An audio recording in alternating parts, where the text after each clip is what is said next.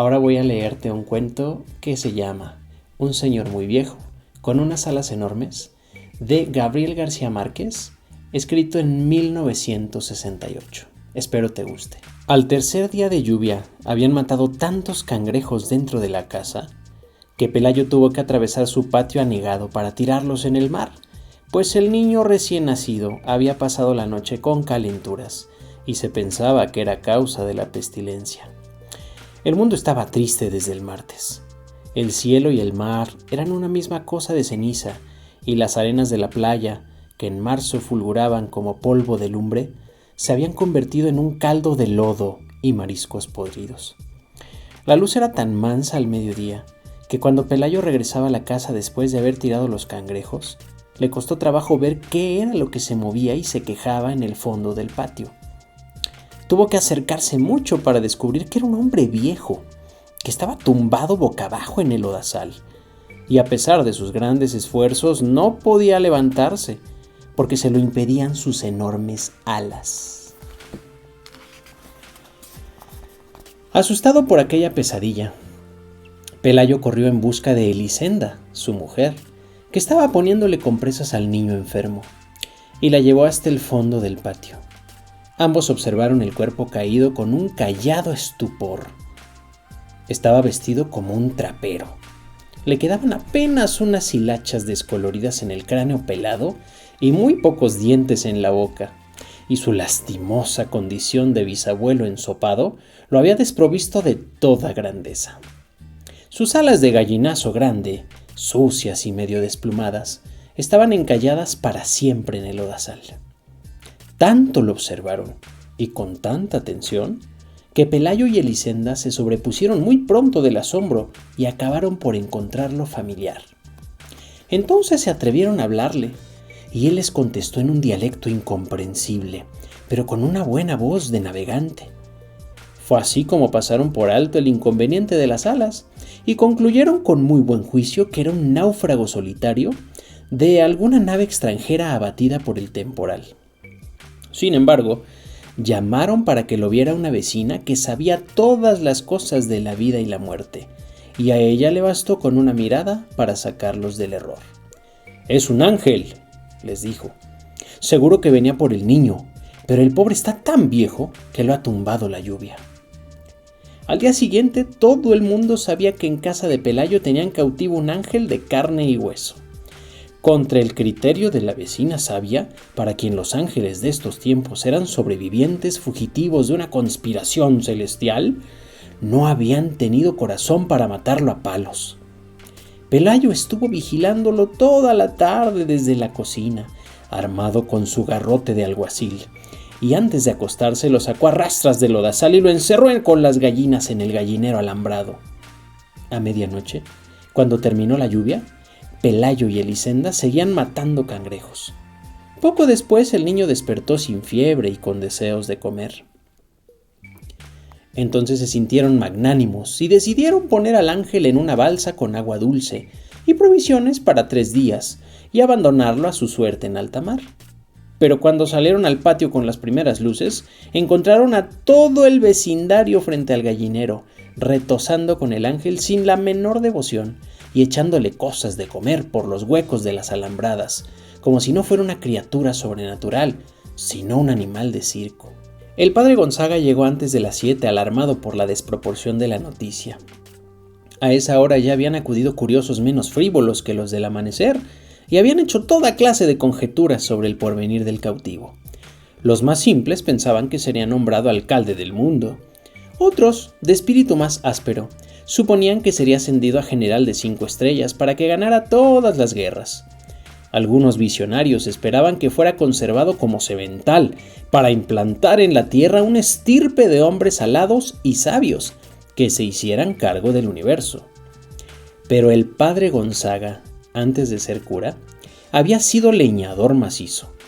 Asomado a las alambradas, repasó en un instante su catecismo y todavía pidió que le abrieran la puerta para examinar de cerca aquel varón de lástima, que más bien parecía una enorme gallina decrépita entre las gallinas absortas. Estaba echado en un rincón.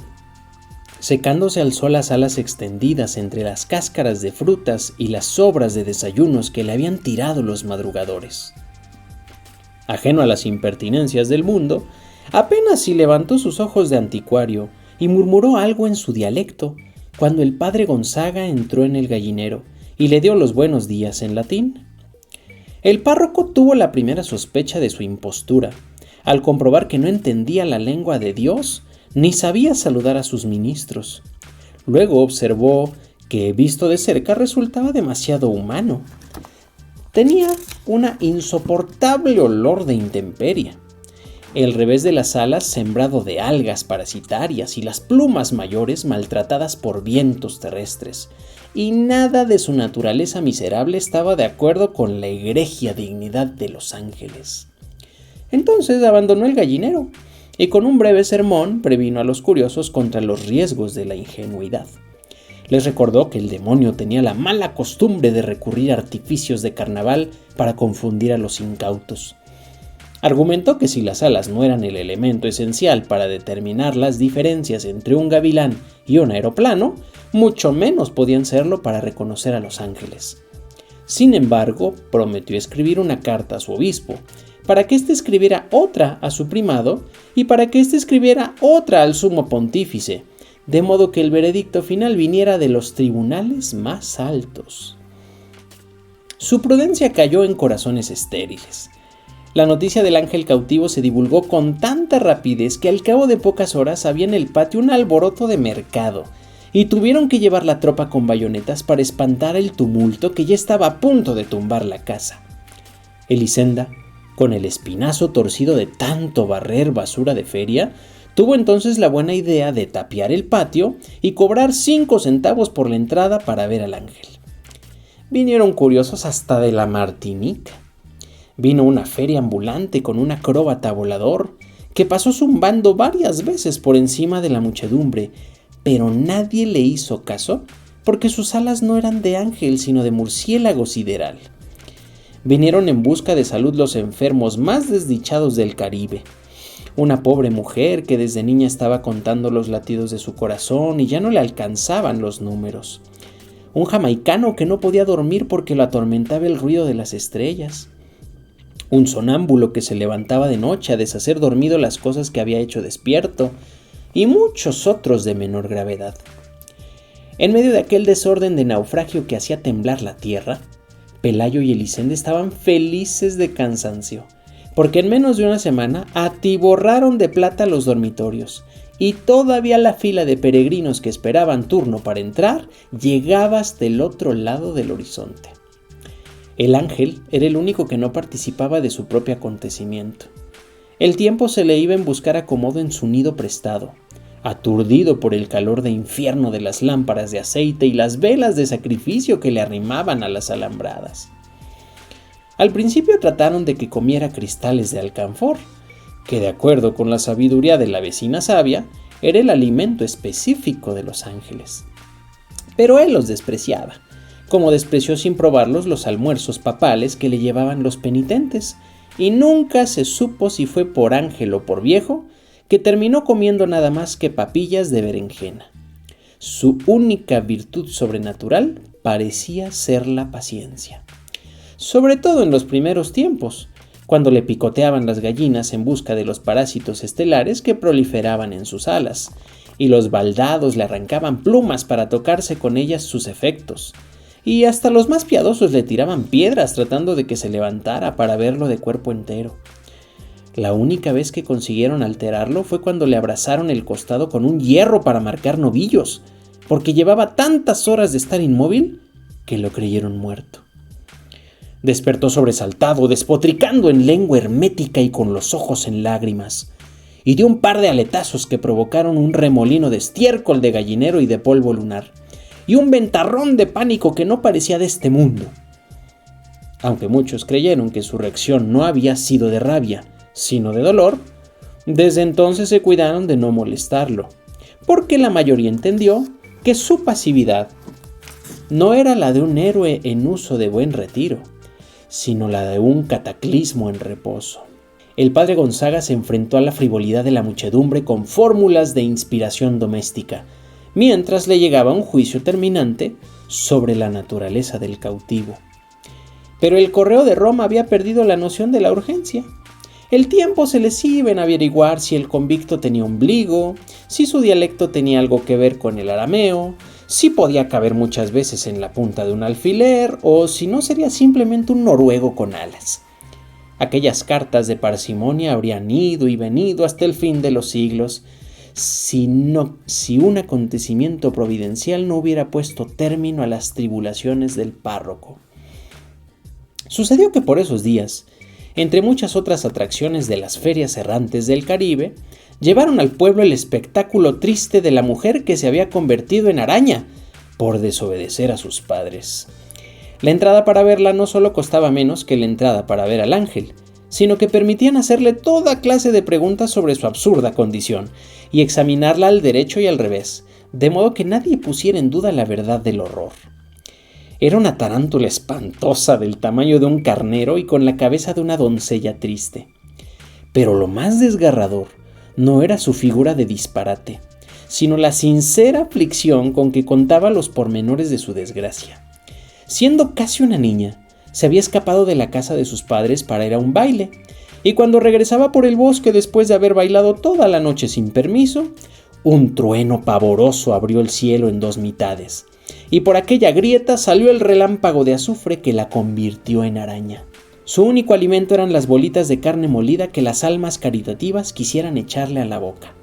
Semejante espectáculo cargado de tanta verdad humana y de tan temible escarmiento tenía que derrotar sin proponérselo al de un ángel despectivo que apenas si se dignaba mirar a los mortales. Además, los escasos milagros que se le atribuían al ángel revelaban un cierto desorden mental, como el del ciego que no recobró la visión pero le salieron 3 dientes nuevos, y el del paralítico que no pudo andar pero estuvo a punto de ganarse la lotería, y el del leproso a quien le nacieron girasoles en las heridas.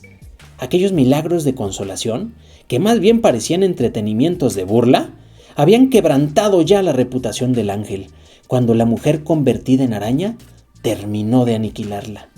Fue así como el padre Gonzaga se curó para siempre del insomnio, y el patio de Pelayo volvió a quedar tan solitario como en los tiempos en que llovió 3 días y los cangrejos caminaban por los dormitorios. Los dueños de la casa no tuvieron nada que lamentar. Con el dinero recaudado construyeron una mansión de 2 plantas, con balcones y jardines, y con sardineles muy altos para que no se metieran los cangrejos del invierno, y con barras de hierro en las ventanas para que no se metieran los ángeles. Pelayo estableció además un criadero de conejos muy cerca del pueblo y renunció para siempre a su mal empleo de alguacil. Y Elisenda se compró unas zapatillas satinadas de tacones altos y muchos vestidos de seda tornasol, de los que usaban las señoras más codiciadas en los domingos de aquellos tiempos. El gallinero fue lo único que no mereció atención. Si alguna vez lo lavaron con creolina y quemaron las lágrimas de mirra en su interior, no fue por hacerle honor al ángel, sino por conjurar la pestilencia de Muladar que ya andaba como un fantasma por todas partes y estaba volviendo vieja la casa nueva. Al principio, cuando el niño aprendía a caminar, se cuidaron de que no estuviera muy cerca del gallinero, pero luego se fueron olvidando del temor y acostumbrándose a la peste, y antes de que el niño mudara los dientes, se había metido a jugar dentro del gallinero, cuyas alambradas podridas se caían a pedazos. El ángel no fue menos displicente con él que con el resto de los mortales, pero soportaba las infamias más ingeniosas con una mansedumbre de perro sin ilusiones. Ambos contrajeron la varicela al mismo tiempo. El médico que atendió al niño no resistió a la tentación de auscultar al ángel, y le encontró tantos soplos en el corazón y tantos ruidos en los riñones que no le pareció posible que estuviera vivo. Lo que más le asombró, sin embargo, fue la lógica de sus alas. Resultaban tan naturales en aquel organismo completamente humano que no podía entender por qué no las tenían también los otros hombres. Cuando el niño fue a la escuela, hacía mucho tiempo que el sol y la lluvia habían desbaratado el gallinero. El ángel andaba arrastrándose por acá y por allá como un moribundo sin dueño. lo sacaban a escobazos de un dormitorio y un momento después lo encontraban en la cocina. Parecía estar en tantos lugares al mismo tiempo que llegaron a pensar que se desdoblaba, que se repetía a sí mismo por toda la casa, y la exasperada Elisenda gritaba fuera de quicio que era una desgracia vivir en aquel infierno lleno de ángeles. Apenas si podía comer. Sus ojos de anticuario se le habían vuelto tan turbios que andaba tropezando con los horcones y ya no le quedaban sino las cánulas peladas de las últimas plumas. Pelayo le echó encima una manta y le hizo la caridad de dejarlo dormir en el cobertizo, y solo entonces advirtieron que pasaba la noche con calenturas delirantes en trabalenguas de noruego viejo.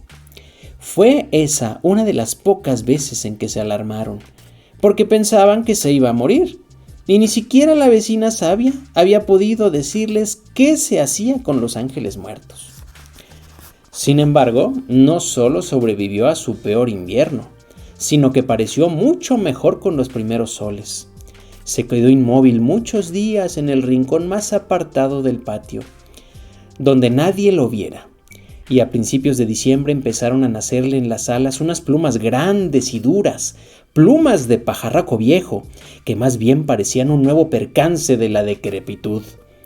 Pero él debía conocer la razón de esos cambios, porque se cuidaba muy bien de que nadie los notara, y de que nadie oyera las canciones de navegantes que a veces cantaba bajo las estrellas. Una mañana, Elisenda estaba cortando rebanadas de cebolla para el almuerzo, cuando un viento que parecía de alta mar se metió en la cocina. Entonces se asomó por la ventana y sorprendió al ángel en las primeras tentativas del vuelo. Eran tan torpes que abrió con las uñas un surco de arado en las hortalizas y estuvo a punto de desbaratar el cobertizo con aquellos aletazos indignos que resbalaban en la luz y no encontraban asidero en el aire. Pero logró ganar altura. Elisenda exhaló un suspiro de descanso por ella y por él, cuando lo vio pasar por encima de las últimas casas, sustentándose de cualquier modo con un azaroso aleteo de buitre senil. Siguió viéndolo hasta cuando acabó de cortar la cebolla, y siguió viéndolo hasta cuando ya no era posible que lo pudiera ver, porque entonces ya no era un estorbo en su vida, sino un punto imaginario en el horizonte del mar. Gabriel García Márquez.